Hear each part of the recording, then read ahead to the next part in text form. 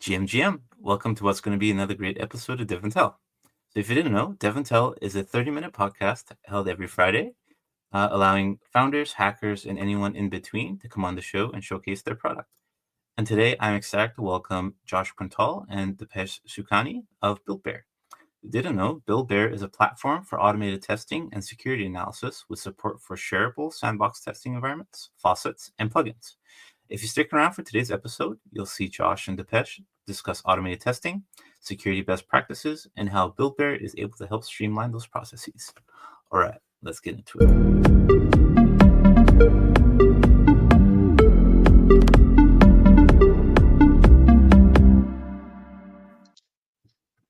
GM, welcome to the show, Josh and Dipesh.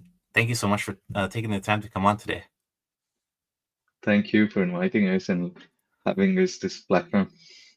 Yeah, my definitely pleasure. excited to be here. Yeah, excited to have you all here. So before we get into all the goodies you have prepared for us for automated testing in Web3, perhaps would you like to start off with an introduction about yourselves, just in case folks aren't familiar? Yes, I can start. My name is Dipesh. I am the co-founder of BuildBear Labs. My background is that I've actually been an international tax lawyer right before I jumped into Web3 in 2017. So I used to do, I've practiced 11 years for international tax. And then since in 2016, I got introduced to blockchain and I really loved what this was doing. And then I just really had a simple thing that I just want to become a smart contract developer. So I quit everything in 2017 and said, let's go to a library and start studying how to code. So it's a self-taught journey. And honestly, Web3 is fantastic. Right after my job, I actually got some opportunities to basically kind of do an internship, basically help them out with a lot of stuff. And then I can study JavaScript and slowly build my way into coding. And then did that for approximately around 5 years until 2022, when there was just a lot of inefficiencies that I was facing in terms of development. And I had this one thing that I'm competing with some of the finest people in this thing, self-taught. I mean, I have a lot to catch up. So what can I do to just help myself? And I started building a small tool and then started sharing with a couple of friends of mine that does it help you guys? And if it does, just give me feedback because I wanted to basically cut a lot of development time. And one thing led to the other, and it's what BuildBear Labs is today. Josh. Amazing. Yeah, Josh. Yeah, very cool. Yeah, hey everyone, I'm Josh Quintal. I'm the product manager at BuildBear, and I've been in the space since about 2017. I had previously worked at a marketing firm, but I'd heard a little bit about Bitcoin and about Ethereum. And then coincidentally, actually, like a contractor that we had at that agency invited me to an Ethereum meetup in Detroit, where I was at the time. And I went, and the bug bit me. I thought smart contracts seemed really cool, really useful. And then from there, I discovered Truffle, the developer tool, and actually made a series of boilerplates called Truffle boxes. I think actually maybe like truffle-box.github.io might still exist, but so I made those boilerplates, and it was pretty early on. So like no one had really done something like that at that point, and it caught the attention of Tim Coulter, who was the founder and CEO of Truffle for many years. And so then he messaged me through Reddit, actually through that Reddit post, and then the rest was history. I worked there at Truffle throughout our time, both at Consensus as an incubator, and then when we spun out as an independent company, and then we're later actually reacquired when Consensus split into Consensus Software and Consensus Mesh to make a DevTool stack. But yeah, other than that, I've always been in the developer tooling side, or at least like the developer end of crypto for sure. So other than Truffle, I've also worked in the Near ecosystem, building dev tools there, and also on the infrastructure side at Infura as well before BuildBear. Amazing. So both of you are pretty well versed in the Web3 space and seen your fair share of security exploits, I'm sure, and things people should have been doing better than they did. And I guess how did you both find yourselves, or like Josh, I guess how did you find yourself at BuildBear Was that at a conference you met Dipesh, or vice versa? Oh, I don't remember. I mean, we definitely met first in person at a conference. I think, in Dipesh, correct me if I'm wrong, I think Amal actually introduced us at first. Correct. Yeah. So thing is, when I was learning Solidity, there was this consensus used to have this bootcamp for the smart contract development, and I thought that let me join that. Uh, I'd already learned smart contract development. I thought now I'm looking for career opportunities, so this might be a good place.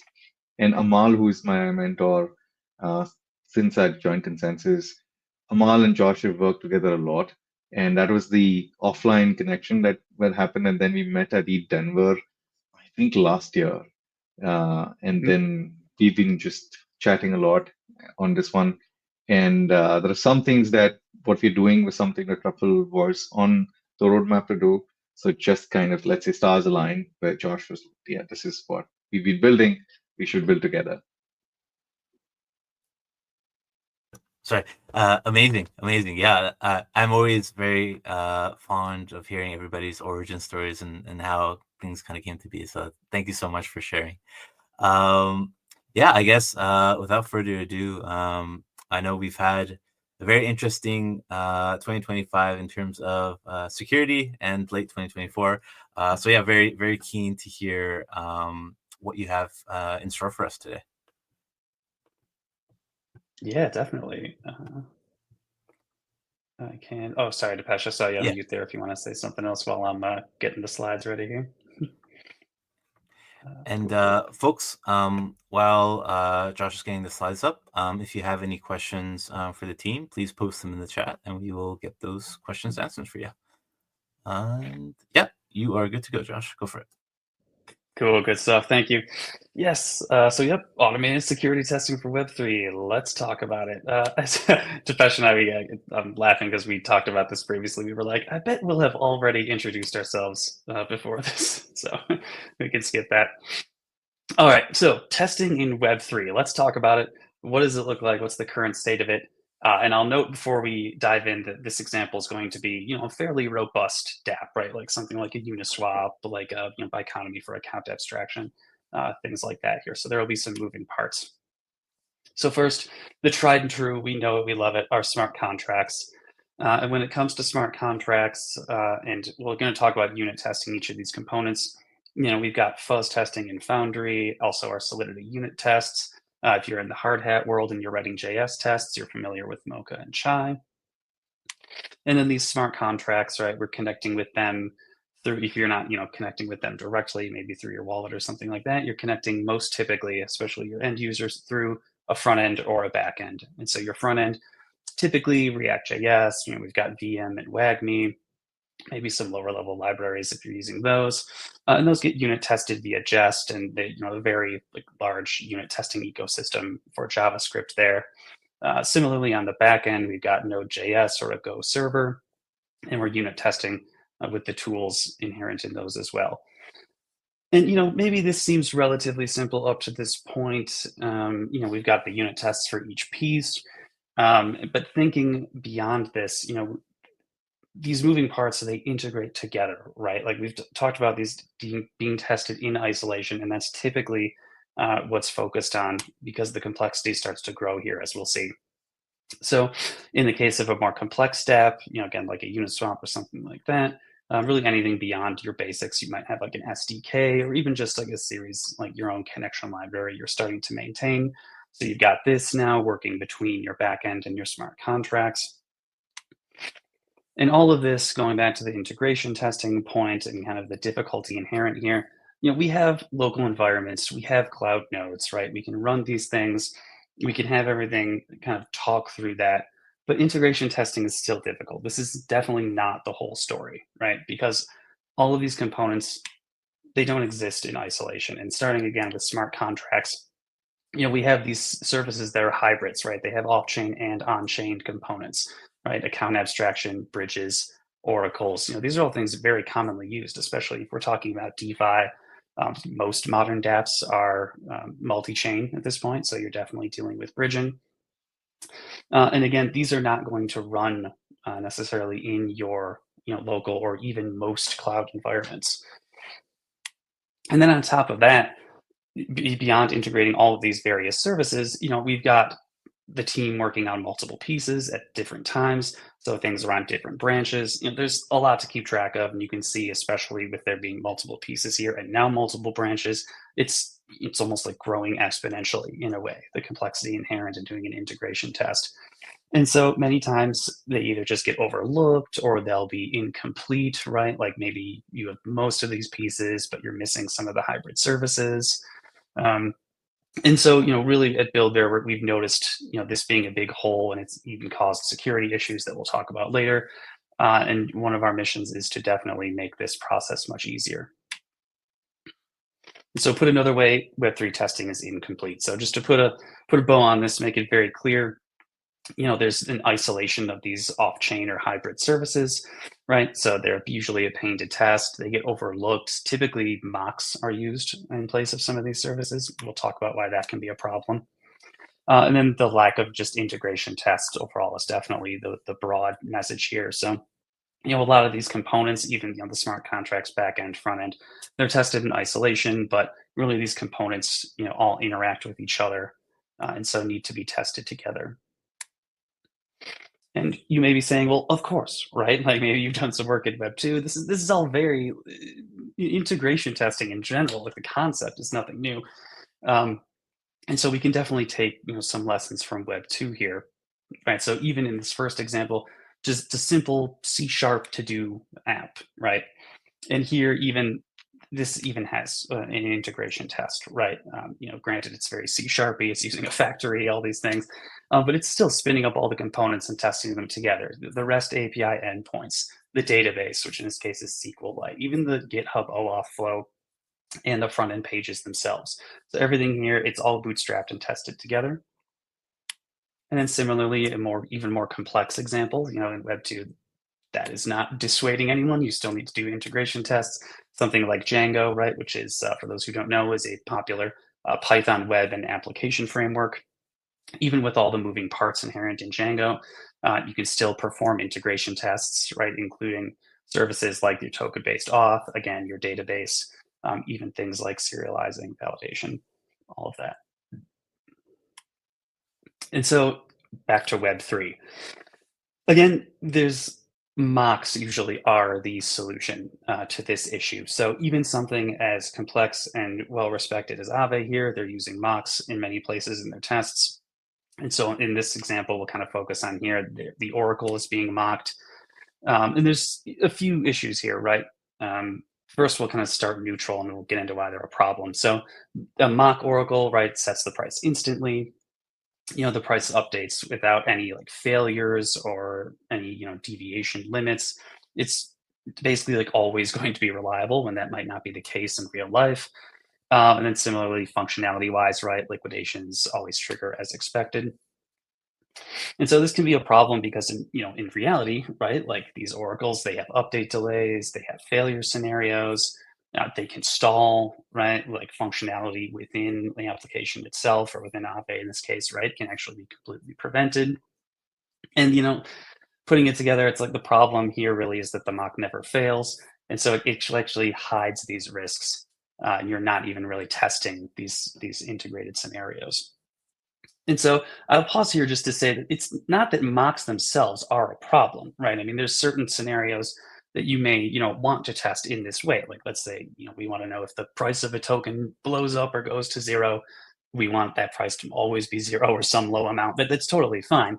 But the problem is that mocks don't go far enough, and that to really have a complete and secure testing experience, you're going to want to go further and use integration testing as well.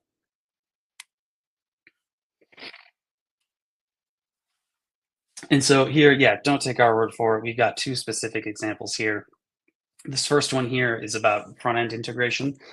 So in this case, we've redacted any names of the actual dApps, but if you're curious, maybe you can ping one of us. We can give you the sources for these. But in this case, this was actually a type error, data type error here. So using Web3.js, this front end, it was actually passing a uint value, or sorry, excuse me, passing a string instead of a uint value. And so the EVM was actually reverting, and the smart contracts were interacting with the front end. And of course, because of that, right, the dApp was just unusable for end users actually going through the front end. And of course, this again just happened because of a simple lack of integration tests, right? The front end wasn't tested with the smart contracts, and so this fairly basic bug was never found and made it to production. And so secondly here, this is a bridge-based issue and involves a backend server. And so similarly, like in this scenario, because of the lack of integration testing, the attacker could actually deploy a fake bridge contract, which would then let them perform a deposit. And then because the backend API wasn't checking certain validities, they could then use those fake bridge transactions to initiate a withdrawal of funds. But so in this case, thankfully, this was caught in an audit, so it wasn't actually any fund loss. But either way, yeah, the backend failed to validate the smart contract, and this could have been a hugely catastrophic error, right? Who knows how many millions funds could have been lost there. So again, just to really put, sorry, my cat is, I think his cattail is on there. Really, put a fine point on it. Testing is currently mature in Web3, right? It's just taken for granted that, of course, you're going to be doing integration tests.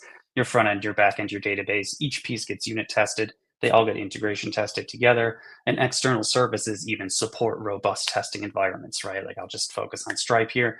Stripe, you may know, actually has a full testing dashboard, right? You can send transactions to Stripe in a test mode. You're able to view them. And again, you can do an entire integration test, including that Stripe as that external service. And so now here, this is where BuildBear actually matures Web3 testing with a similar setup that we'll show you today. So of course, your front end, back end, smart contracts are all unit tested, but BuildBear makes the integration portion easy and in many cases just simply possible because of its ability to connect to these hybrid services and some other features that we'll show you that make it easier to perform integration tests. So here we've got examples of Pimlico for account abstraction. We've got Chainlink for VRF and for price oracles, and Gelato for their Web3 actions here. And so just to continue to drive this home so with some of the pieces listed there, BuildBear really takes an ecosystem approach. So, we are a platform for smart contract testing, for running sandboxes, but we don't try to build everything. We really like to focus on the fact that dApps, smart contracts don't exist in isolation. There's all of these different services. And so we're aiming to support the key ones here. Again, yeah, we mentioned Chainlink, Gelato, and Pimlico from the realistic testing environment side, but even for the tooling that you use within BuildBear, right? I can tell you right now that we have our own internal Explorer, but we also support using other explorers like Block Scout as well. So we're really aiming for flexibility. And on the debugging note as well, we'll check out Sentio today, actually, Sentio integration, but we also integrate with other tools, noting the security point, right? Solidity scan for automated security scanning and testing there. And then for the realistic environment for those tests that require time advancement, BuildBear's got you covered there as well. And so, yeah, recently we have been very fortunate to have a really nice amount of growth. We actually have surpassed over 110,000 sandboxes just in the last month here. And over the last 4 months, we've actually had almost 20% growth there. So super happy about that.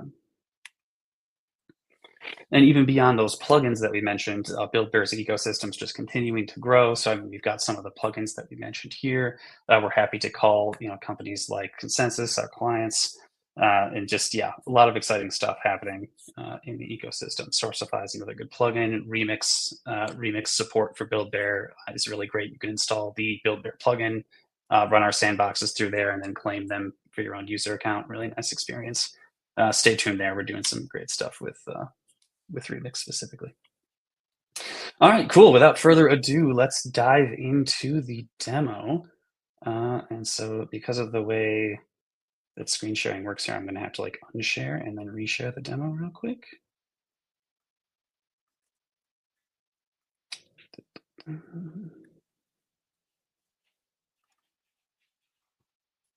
So just to recap, and I guess we'll see in the demo, BuildBear is basically a platform for developers to be able to tap into to sandbox a test environment essentially and test your smart contracts before during development and after development too, I would imagine.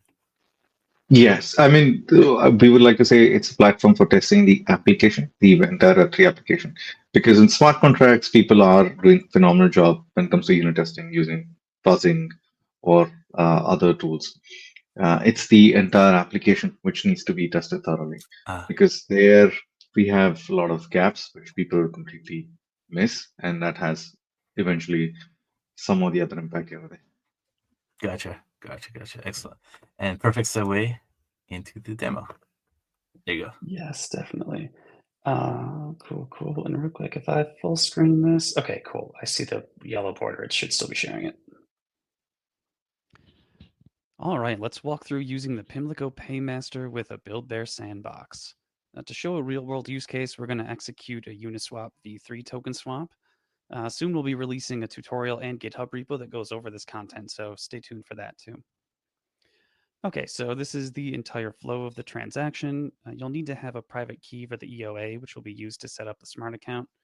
The smart account will send a user operation through the Pimlico Paymaster. The smart account will pay in DAI for the gas. The Pimlico Paymaster will pay the gas on behalf of the smart account and send the transaction to the sandbox. Then the sandbox will execute the swap, and finally the transaction hash will be returned to the smart account. So let's get started. First off, we need to get a sandbox. So let me pop into BuildBear here, and we will get one. I'll note the script we're using today is written for Polygon mainnet, but of course we could use any other network that Uniswap supports. We can use a random chain ID. All right, so now that we have the sandbox set up, let's go to the dashboard. And we'll go to the plugins. We want to install Pimlico Alto, of course, with just one click because we want to look at account abstraction. And then for later analysis, we'll also install Sentio. Okay, so now that we've got the plugins installed, we'll head back to the script and walk you through it. With our sandbox URL, we'll set up the sandbox network and define the chain. Using it, you can then create the private key, which is it's totally optional. If you have a private key, you can use it in the environment file, or you can also generate it using VM. Then we create the public client using the BuildBear sandbox network. Now we can create the Pimlico client using the sandbox URL, and we'll also define the entry point. We'll be using version 0.7 for this tutorial. Then using the private key, we'll create the signer. And then using the signer, we create a safe smart account. And now with the smart account, we create a smart account client, which will then send the user operations. So these are some of the parameters. The account, we'll be passing in the account, the chain, the bundler, transport. And for the paymaster, we provide the paymaster endpoint, which will be our Pimlico client. Then user operation, estimate gas fees, which are totally optional. Okay, so once you have the smart account set up, these are some placeholders for getting the balance and printing it. These are the helper functions. You can get the balance of the accounts for the DAI address, similarly for the USDT address, and then we format it into 18 decimals and 6 decimals respectively. Okay, then continuing the script, we put a check. If there's enough DAI in the account to pay for the gas, we'll execute the script further. Otherwise, we just print the address and ask for funding and then exit the script. Once the script runs successfully, you'll have a smart account address. So now let's go to the faucet. So we head over here, paste in the smart account address, select the DAI stablecoin, get 100 tokens. As you can see, we've got the 100 tokens. So let's go ahead and continue. We print the before balance for the native tokens, the DAI token USDT, and we also define the swap parameters.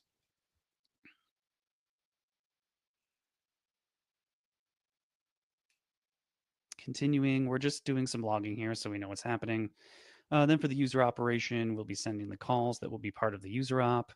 In this case, we're first approving the DAI to the Uniswap v3 router, and then we are calling the swap function with the exact parameters and the amount, etc. Okay, so once you have estimated the user operation, you can calculate the max user operation gas, and then you can also apply this formula to calculate the amount of gas in the token. So this step's totally optional. You can go ahead and skip it, but that would give users an unlimited approval amount in the Pimlico Paymaster. Okay, so let's go ahead now and send the user operation. The calls for this are as follows. We first need to approve the die to the paymaster V7 address and the calculated amount of tokens that we did in the previous step. Again, you can do the max approvals if you're unsure of the limits that you want to set right now, but at some point you should align this with production. So after that, we approve the swap amount to the Uniswap v3 router. We approve the 1 ether, and then we fill in the parameters for the exact input to execute this. And then you need to define a paymaster context, which is essentially defining what tokens you're choosing to pay for the gas. All right, let's do this.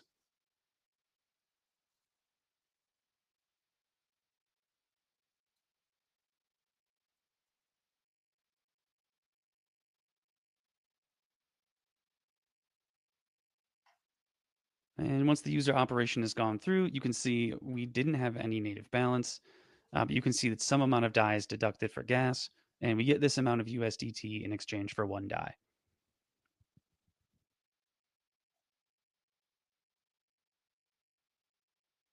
All right, now that we've got it done, let's go ahead and actually view the transaction in the BuildBear Explorer. So you can see the transaction's gone through, we can view the logs and the token transfers.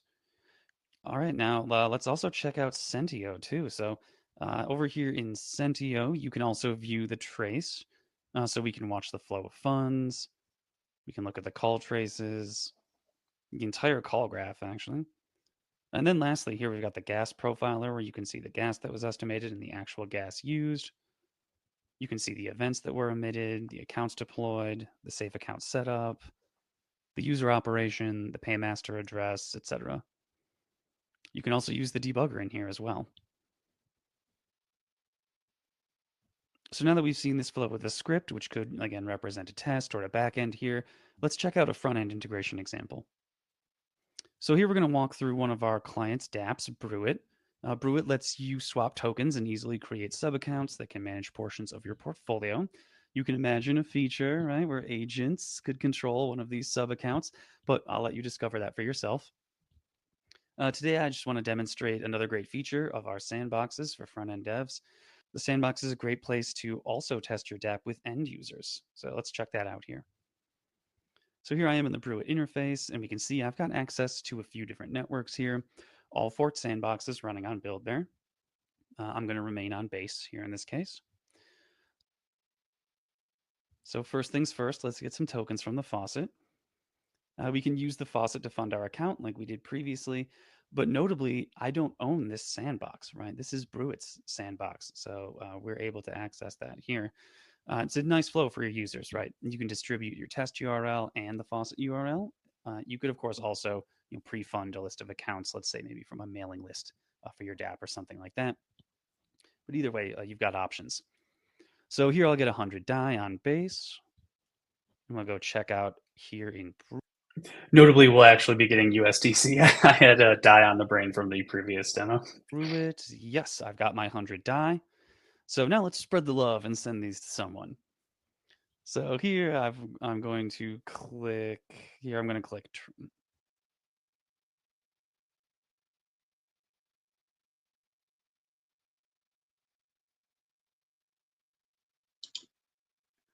I think we lost the So here sound, I'm going to Josh. hit transfer. Ah. And I've already got Got Dipesh it. in my address book, so I'll send him 30 DAI.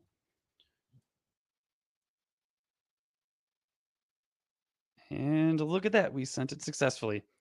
So I know this part looked super easy, but actually it went even further than our previous example in that this integrates not only the Pimlico off-chain services, but also a front end, a back end, and all of that in the sandbox environment. So you can see that this could all be automated in your tests or shared with users like we did here for live testing.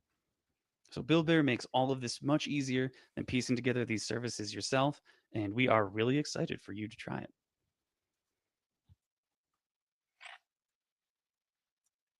Yeah. Oh, that was so pretty neat. I've got some. Yeah, sorry, go for it. Oh, no, I was just going to say I've got a few more slides to wrap it up. Don't let me interrupt you while I'm switching here. Oh, no, Actually, no, not at all. Yeah. One of the critical things is that, for example, if today someone is building any account abstraction like the client one that we showed, they actually reached out to us a couple of months back, and they were like, what we're building, they're building a little bit more complicated. This is the first version. They're going to do multiple versions now. It's going to be doing some Uniswap related trades and Aave for management and all the thing. And they had this issue that the only place that they can test is mainnet. That's it. And they were absolutely clear that they will not do that. I mean, who's going to test a lot of these things on mainnet with real money, right? Testnet is not working, local is not working. And that's what this is like. They were like, okay, you support a lot of plugins. Can you help us just with the Pimlico thing? And we build that. Obviously, we work with Pimlico on building that thing. So what essentially happens in your sandbox, it's the actual Pimlico's code base, which is running. So which runs on the mainnet, which is exactly running over. So thus, we are just the engine provider, a platform for providing the sandbox. And then these plugins can attach, anyone can build and attach these plugins. And it's extremely simple that, okay, I'm going to use the things that is there on the mainnet for my testing. That's the kind of the bridge that we want to fulfill. Amazing. And you mentioned it, but anybody can build these plugins. So can you briefly touch on how that would work from a developer perspective if they want to? Correct. So, yeah. So what's happening today is that we're getting these requests. Now, currently, we've swarmed with a couple of requests on the bridge side. So what we're doing is we haven't opened up for anyone to essentially go ahead, like our documentation or the open source, like, okay, this is how you got to build it and then just submit. But that's on the roadmap. Today, we are taking the request and then we reach out to the team. For example, in this case, we build with Pimlico. And then we just build with them so that it's official, right? The first few plugins which actually determine the strength of the platform, essentially, right? So we don't want to just dilute it by any random plugin come over there and kind of difficult to control the quality. So that way we're going brick by brick. And then one point of time, hopefully, we'll just let people build and attach it and attach to their own sandboxes or give it out publicly so that anyone can use it. Obviously, it'll be open source. People will have to verify those kind of things. So that's still part of the roadmap, which hopefully we'll be able to achieve in 2025. Yeah. Awesome. Yeah, I'd love to hear it. And sorry, Josh, you said you had a couple more slides to bring you over the line. Go for it. Yes. No, that was good discussion. Always, appreciate the questions and everything. Cool. So just to quickly summarize and again kind of put a fine point on it. In this example, we in the first one already with Pimlico, we saved quite a bit of time and added a lot of realism, as Dipesh just mentioned. And I will note that it looked like a lot of steps because we were just walking through like line by line setting up a script for this. But in your actual test or anything like that, most of that's just setup that you would only do once. And I encourage you to check out the Pimlico documentation. There were many steps we did not have to do in setting up any of that infrastructure that was completely abstracted away by us just clicking the install button. So definitely a lot of time saved there. And then similarly, when we looked through Sentio, we displayed really notably here a complete workflow, right? So not only did we actually like run a script or let's say a test in this case, but we were able to then, that sandbox persists and we're actually able to then go and inspect the results of that with that Sentio debugger there. So just to kind of wrap it all up, put a nice bow on it. So when it comes to BuildBear sandboxes, a lot of great benefits, support for Foundry and Hard Hat. We support 45 of Foundry's most popular cheat codes. You can share them with the team just by sharing the URL, or as we showed with that Brew It example, you can share your front end running on the BuildBear sandbox and the faucets. We've got the realistic testing with the off-chain services. Coming soon, we're working actually on our first bridging plugin with the cross bridge, so that even like complex multi-chain scenarios can be tested as well. And again, that complete workflow. But something that we are really looking forward to that we're working on now, and I'm sure we'll talk about here in 1 second beyond this slide, is actually automation. So all of this is great, but we're still just talking about the sandbox environment. But again, from a security standpoint, right, we want people to be running these tests on a periodic basis, especially when it comes to integrating again with those like hybrid services. You're going to want to be checking regularly, whether your integration tests are running or not. And so to that end, we are working on a CI/CD pipeline. It'll be very easy to use. It uses familiar tools to you already, GitHub Actions, namely. Everything that we've mentioned today will work out of the box, right? Plugins, all that stuff. There's no restrictions. There's no like, oh, this only works without CI/CD type of thing. And then again, with that across bridge plugin, even something as complex as like a cross-chain scenario can be tested automatically and regularly there as well. So I also encourage you to read this article that Dipesh put out on why automated security testing is essential for Web3. It was a great rebuttal to an article there, but it brings up a lot of great points about automated security testing. Some of which we didn't even have time to discuss today. So, and if you want to try BuildBear sandboxes, you've already kind of heard the pitch throughout this presentation. So you can just go right to app.buildbear.io. No need to go to our homepage or anything like that. You can dive right in and try it out. So yeah, that's all for the slides. Awesome. And when people do want to start using it, do they have to sign up? Is there any pricing attached to it, or can they just like get up and running right away? No, it's just sign up and start using. There is no paywall. There is no enter your credit card. There's nothing. They can just directly start using it. Actually, the core has said since the last 3 around years, the core has actually been to automate all of this stuff. It's just that we wanted to make sure that what things need automation needs to be absolutely clear. So let's not go run down and build a big factory that no one wants to come and visit. So that's why this entire sandboxing, like where people are, we give them the ability to manually test, and we are also manually testing. But the idea is that that should not be the case. The high throughput testing should be completely programmatic, as is in the case of Web2. You don't go ahead and launch an app on the Android or iOS Play Store and let's the world test it with me and figure out if there's a bug, let's go back. That is not what we foresee Web3, right? It has to be smooth and simple.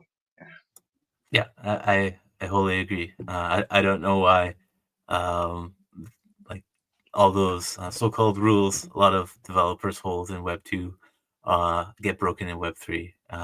Maybe like we were discussing, maybe they just didn't exist up to this point. But yeah, it's really awesome to see a platform like BuildBear out there. Correct. We find it funny. The interesting thing is when I speak to developers, you find it funny even now, which I'm surprised because 3 years back, fine, maybe 5 years back, fine. Even now, people test on mainnet. They actually just hold their hand and say, "Yep, we've tested on mainnet because there is no other place that we can test it." And like, how do you expect to go with the $1 billion app on production? Say we test on production and then we let everyone come and test it and then we kind of scratch our heads. Come on, that's not going to happen for long. Right? We have to fix that thing. Yeah. That's certainly eye-opening. Maybe those people have really deep pockets and don't care. But even still, not recommended. And finally, unfortunately, we're coming to close. What's the best way for people to follow the latest and greatest with BuildBear or reach out if they have questions for either of you or the team?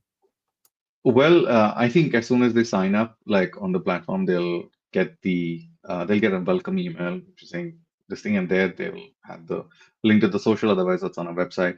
But on Twitter, it's at _@_ BuildBear. That's good enough.